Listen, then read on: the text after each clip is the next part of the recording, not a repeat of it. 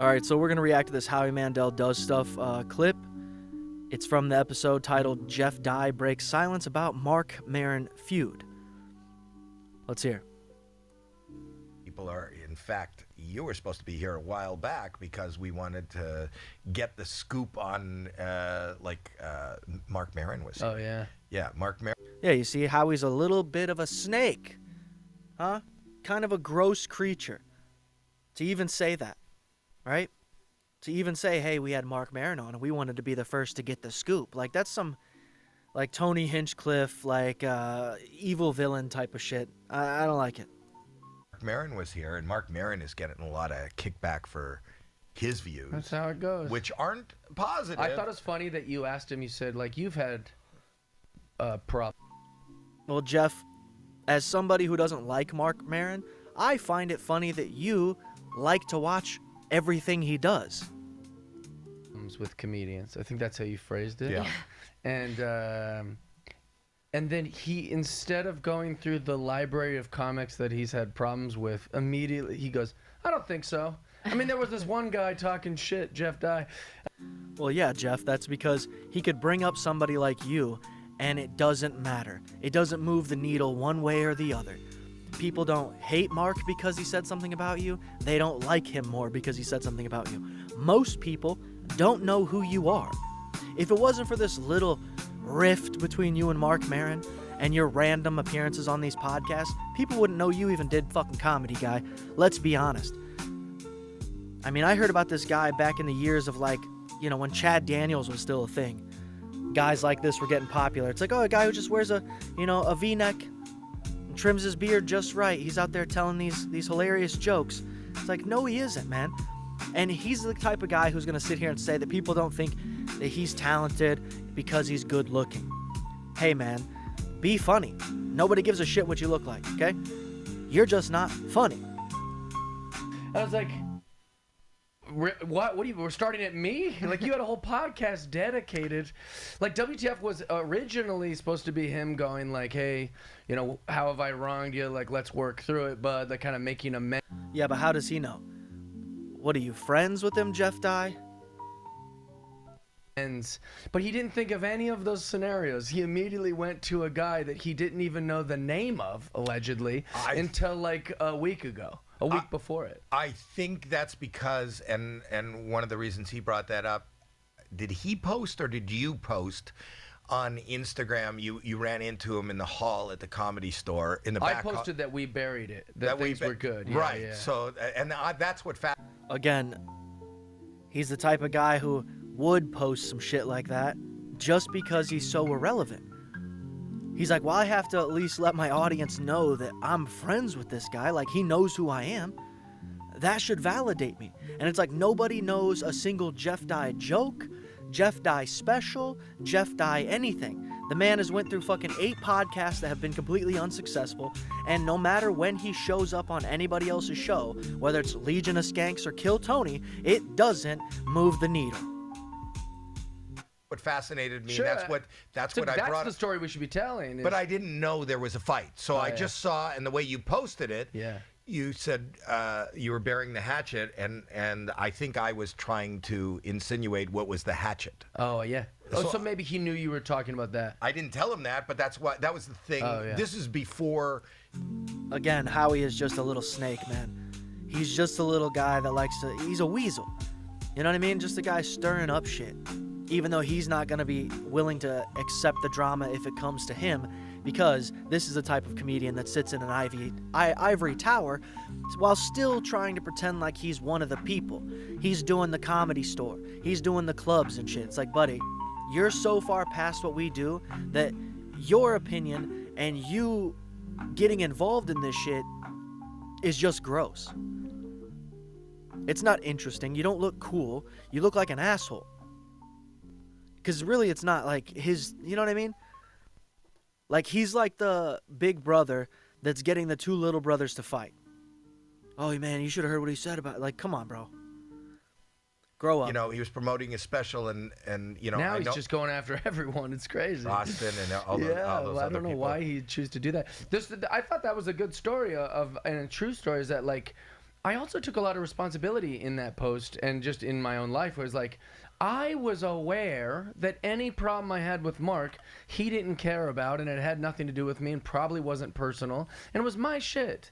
What I have no idea what it was. It was just when I School me. was young, I looked up to him, and he was very rude to me. That's the whole story. But and you said that. He was rude to you when you were a young comic, and you continued to cry about it for many, many years. I'm sure if you guys listen to any of Jeff Dye's podcasts, because he's had several, you will find he has brought this up many times. He's been the one that can't get over Mark being rude to him. As if everybody else in comedy doesn't know that Marc Maron is a fucking curmudgeon. Said that publicly? Oh yeah, and I held on to it for 15 years because I like more of my comedy is more of like finding like a double standard in something. Right. And I thought it was interesting as a fan of Marc Maron. You got that David Lucas type of comedy, huh? That's cerebral comedy, the kind that goes over our heads and we just really got to think about, huh? And listening to WTF, he would often contradict himself, or there'd be some sort of double standard of like he would go on, he would like meet some rock star, and then be like, that guy was an asshole to me, and I'm like, yeah, doesn't that disappoint? What happened to you? What was your exact? The exact thing was that. All right, so here we go. Jeff's gonna start getting into some details. Once again, as much of a snake as Howie is, for some reason these people are so willing to give him the information, right? I find that scary. You know, it's quite dark if you really think about it. If it's used in the wrong way, what a power to yield. That I was a open micer at Giggles, and he was the headliner that came through in Seattle, Washington. And this is probably 2005. Okay. I mean, a long time ago. And that's all it was. It just didn't go the way I wanted it to go. You went up to him? Oh, so I was one of the opening comedians. I was terrible. I probably had no business doing a weekend, but I was like an open micer and like hungry and excited. I'm not going to tell them no. They asked me to open. I go, yeah. So, he was complaining to us initially about how he's done Conan O'Brien X amount of times and he just can't get, he can't turn the corner or whatever. And I thought, what's funny is the things that Mark was probably bitching about back then is the exact same type of shit that these guys are bitching about now. Like, how many times has Jeff Dye done a fucking late night? He seems like the type that would put on a suit and go fucking tell 6 jokes real quick, think it's gonna do something for him, and it hasn't ever, not even one time. I mean, I don't know. I'm pretty prolific when it comes to stand-up comedy, and I know the name Jeff Dye, but I don't know any of his material. None. I don't know a name of a special. Nothing. It's weird. I thought it'd be funny. I go, you're complaining to a bunch of open micers. Like, we would sell our arm to be on Conan O'Brien.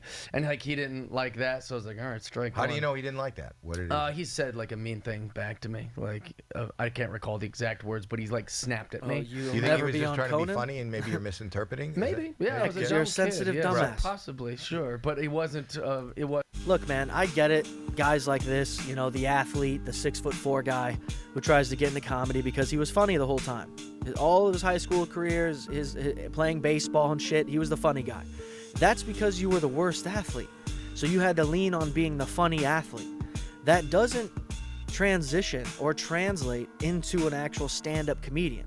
That translates to like the bumbling idiot of a neighbor who used to be the running back for the high school team and he's still trying to relive the glory days.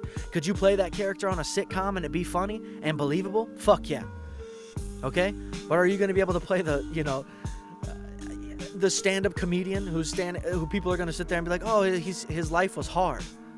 No, not really. No one's going to listen to you. And that does have to do with your looks. That does have to do with how you grew up.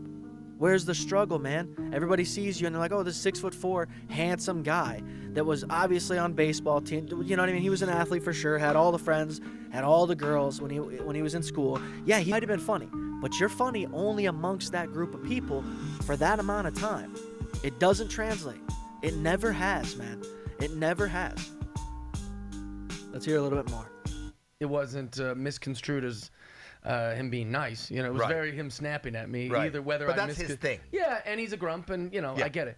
And so then another thing happened that was just verbal, like a quick exchange, and I was like, oh, strike two with Mark. And then when I got on stage, I was actually having a good set because his audience is fantastic, and it was like sold out, and I'm used to performing for like 10 friends at an open mic, so I was doing pretty well. And Wouldn't your friends laugh more at your stuff? That just seems backwards to me. I'm doing pretty well when it's a large group of people that have never seen me before, but when it's my friends, dead silent. It's like, those are the people that encouraged you. What? owner or someone said to Mark, like, or at least in earshot of Mark, like, Jeff Dye's killing. And so while I'm on stage, he pops his head in, and then when he comes back out, he says a snide remark about my comedy to the other comics. And then when I got off stage, comics gossip, we talk, so he said, oh, you know what Mark said about you? And I held on to that for a really long time. That's okay. You're allowed to do whatever you want. When I was telling the story to Bert, I was like, I just wanted him to like me. Yeah, once again, it is all this kiss the ring of the next guy type shit.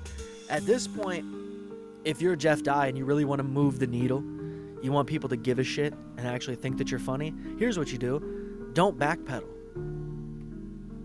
If Mark called you out and this is the story that you're feeding everybody, of course they don't respect you. What's to respect? You're fucking twice his size, doing the same job he's doing, and because he's been at it longer, he's a dickhead to you, and your best response is to say, oh, I'm sorry. You're so talented and awesome. I should have been a better friend to a stranger. You know what I mean? It's lame. Nobody likes it. And that's why, once again, no matter what Jeff Dye does, whether it's a Die Hard podcast or a Kill Tony appearance, a YouTube special, it doesn't matter. It's not moving the needle. And it's this type of behavior. But if you guys like this reaction, please hit the like, hit the subscribe, and until the next one.